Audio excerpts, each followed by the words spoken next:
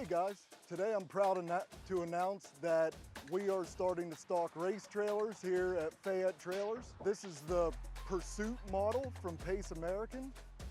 Really great, kind of a base model trailer, and they built this trailer so they could mass produce them and it'd be like a stocking unit. We have some custom units coming in. On the Pursuit model though, you got your aluminum wheels, rear stabilizer jacks, stuff like that, but they only do prep kits. Like they got a prep kit for your HVAC system, heat and AC, up on top with the framework and the wiring to go in so we could install that on any of these units. We got the generator plug in the front of this, plus the cabinetry inside. I'll take you in there and we can check that out. Little things like outlets in the back, for when you have your generator running outside, plugged into the trailer, all this stuff comes to life. Got your switch here for your lights on your rear flare. That works off of your DC power. Coming on back the trailer here, you got your nice white walls and your black coin floor for grip. Just two really great features. You gotta have them in a race trailer.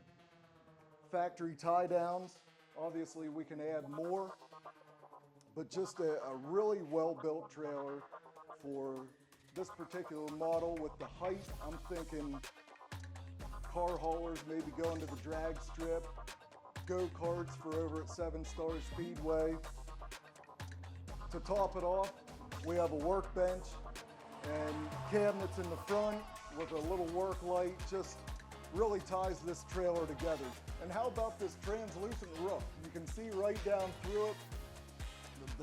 The sun shines. It's supposed to be stronger than aluminum. I've heard rumors that somebody shot this with a shotgun and it didn't break. So, I mean, aluminum is gonna trap a ton of heat in here.